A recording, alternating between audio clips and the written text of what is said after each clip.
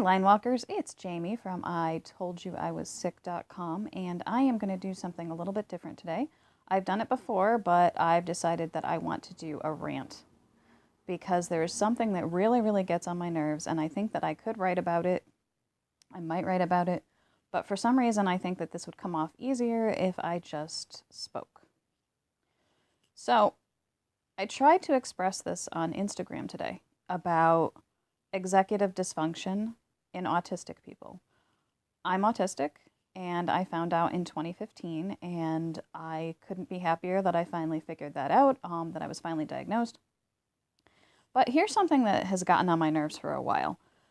In general, I've noticed throughout my life that neurotypical people, or people who are not on the autism spectrum, have a tendency to get offended by autistic traits. Now, I'm not sure I completely and fully understand that.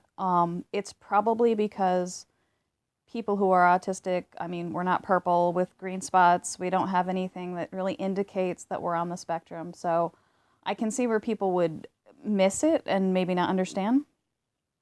But people have known me for a long time, and people are still offended by my autistic traits and take them personally.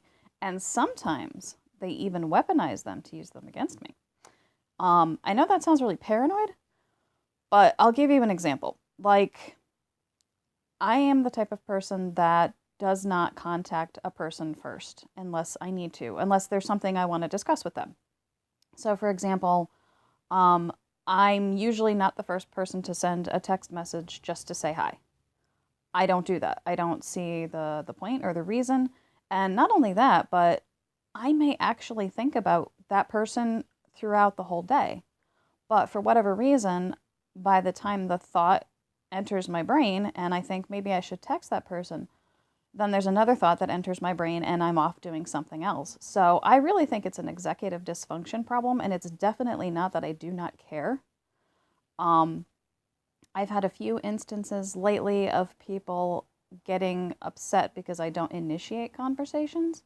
And I never actually thought about it until somebody very recently pointed it out, and I'm like, oh yeah, you're right, I don't. I had never really thought about it. I think other people have gotten upset with me, but these are people who get upset with me about a lot of things, so I was kind of like, okay. So I think that's an executive dysfunction issue. I think it's that, I may think about you and be interested in what you're doing, and then something will distract me, or I'll have a thought or a creative idea, or I'll want to do something, and then boom, it's gone. And so the idea of texting you is gone. It's out of my head, and then maybe a couple hours later, I may think of you again and be like thinking of you in a fond way, and then it's gone again. And that's just the way my brain is. I have a terrible memory. My ability to retain any information is really limited. And I'm trying to explain this. I'm not good at explaining things verbally, but I'm getting better at it.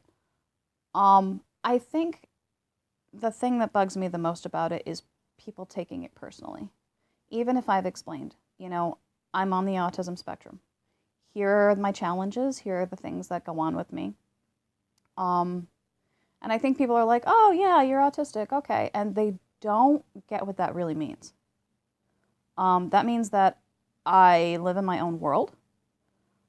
It's not that I don't allow other people into my world, but I live in my own world. My special interests always come first. That's just the order of hierarchy in my brain.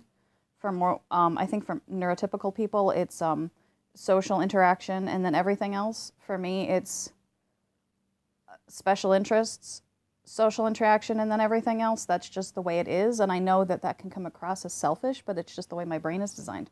And I can't really do anything about that. And if I try to fight against my nature, it exhausts me, and it makes me crabby and irritable, and I'm not fun to be around. So if I feel like I'm obligated to remember to send you a text, for me, it's like asking me to remember to do a chore that I don't want to do. It's not that interacting with you is a chore. It's initiating that conversation. I don't understand how, I guess I don't really understand how to explain how difficult that is. Also, I don't have a concept of time. So if it wasn't for calendars and watches and my phone and everything else, I would have really no clue. Um, I cannot see a person for like 6 months, and in my mind, I haven't seen them in a month or two. I probably don't start to miss people until they have been completely and totally non-communicative for 3 whole months. Then I might be like, I haven't seen that person. And it also depends on how much we text each other. For some people, it could be like 3 days go by and I'm like, hey, are you alive? But it just doesn't dawn on me. And I think that this is a particular incident that I'm describing, is that people get upset because I don't initiate conversation.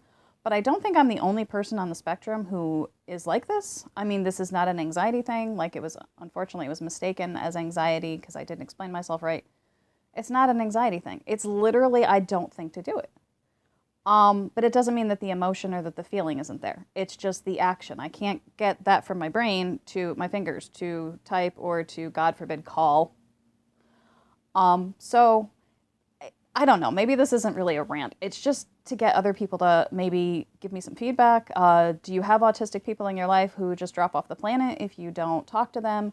Or are you autistic and you're really frustrated because people keep taking the fact that you don't initiate conversation personally, and you've been explaining and explaining and explaining until your ears fall off your head, and you're like, okay, I can't explain this anymore because there's nothing I can do about it. So I try not to feel guilty about things like that because I know it's something I can't control. And I know that it's very common for people who are not on the spectrum to get confused because they follow an entirely different set of social rules and to think that we're just being jerks, but we're not. So I wanted to get that out there, and I might do a series on things that autistic people do just naturally that neurotypical people might be offended by.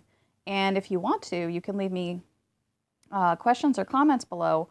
And if you want me to do another video, if you have something you want to ask, or you're like, well, why do autistic people do this? I can't speak for every autistic person, and I'm not trying to. But if you would like to know my experience, my thoughts, my feelings as someone on the spectrum, and you'd like some autistic behavior translated or something like that, then please feel free to comment below. And if I should make this a series, maybe I will. So that's it for my rant, I guess. I don't know if this is a rant or an educational video. I think it's a combination of both. But come visit me on www.itoldyoiwassick.com, and I will see you in the next video.